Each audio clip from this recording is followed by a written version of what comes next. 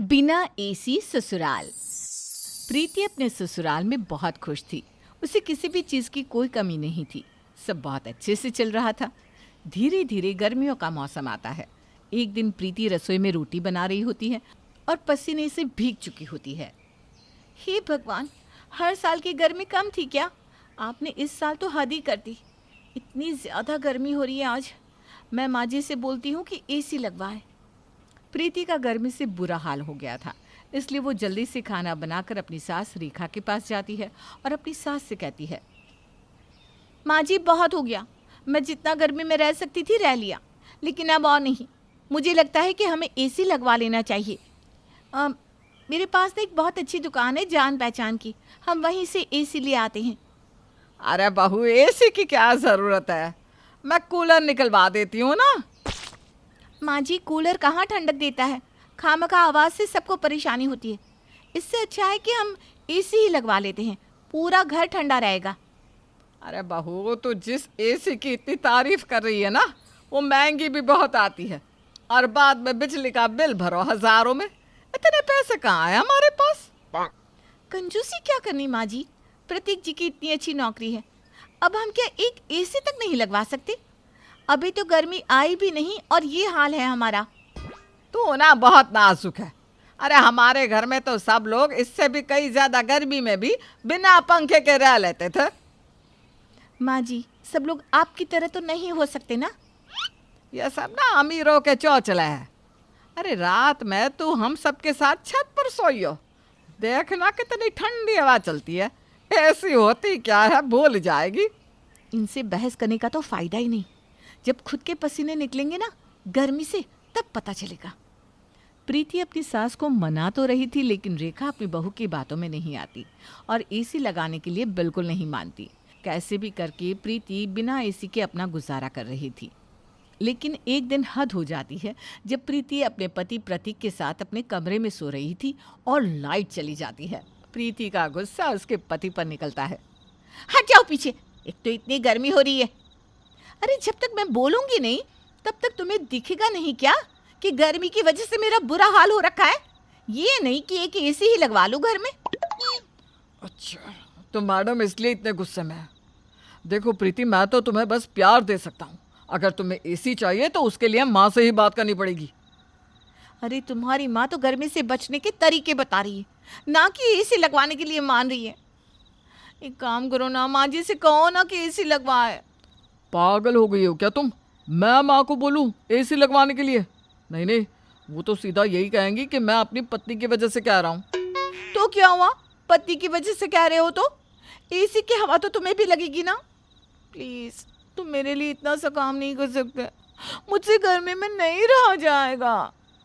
देखो, तुम अगर मुझसे जान मांगती ना तो वो भी मैं तुम्हें देती था, लेकिन तुमने तो ये कह दिया कि मैं तुम्हारे कहने पर माँ से बात करूँ। रहने दो, अभी पंखा तो नसीब है मुझे।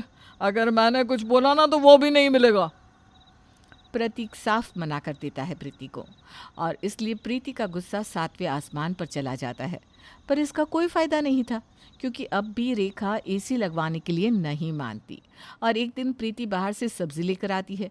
घर में रेखा अपनी पड़ोसन मालती के साथ बैठी होती है। तब मालती कहती है, अरे रेखा, तेरी बहू इतना काम करती है, तू उसकी भी तो थोड़ी चिंता कर।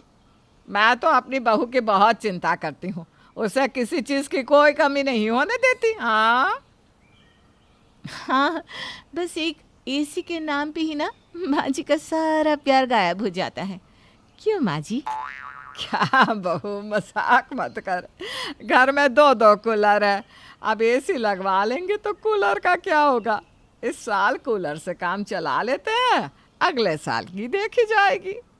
अरे नहीं नहीं रेखा, तेरी बहू एसी लगवाने के लिए बोल रही है तो लगवा ले। बहुत गर्मी पड़ने वाली है इस साल, न्यूज़ में बताया। अरे मैं खुद भी एसी लगवा रही हूँ। देखा माँ जी, मैं बोल रही हूँ ना एसी लगवा लो, फिर क्यों आप मुझे इतनी गर्मी में परेशान करने में लगी हो? अरे बहू, तुझे कौन सा बाहर कहीं जाना है? पूरा दिन यहीं पंखे कूलर के नीचे तो रहना है। अरे क्यों चिंता कर रही है गर्मी बढ़ने की? बोलना आसान होता है, लेकिन जब गर्मी सर पे चढ़ेगी ना, तब तू ही सबसे पहले एसी के लिए भागती फिरेगी, देख लियो। माँ जी मान जाओ ना, एसी लगवा लेते हैं। अब जब तक कहोगी हम बस उतनी ही देर के लिए एसी चलाया करेंगे। बस मान जाओ ना एसी के लिए। अरे ठीक है, अब इतनी महंगी चीज़ एक झटके में थोड़ी ना ले लेंगे, कुछ तो समय दे, पर देखते हैं क्या करना है। रेखा फिर से एसी की बात को टाल देती है और अब प्रीति का गुस्सा भी बुलंदियों को छू रहा था। अगले ही दिन प्रीति ने घर का कोई काम नहीं किया और तभी उसकी ननद सपना और सास आते हैं। भाभी, आज आपने काम नहीं किया, घर पूरा बिखरा पड़ा है। आपको पता है ना, मुझे कॉलेज जाना होता है और माँ भी काम नहीं कर पाती।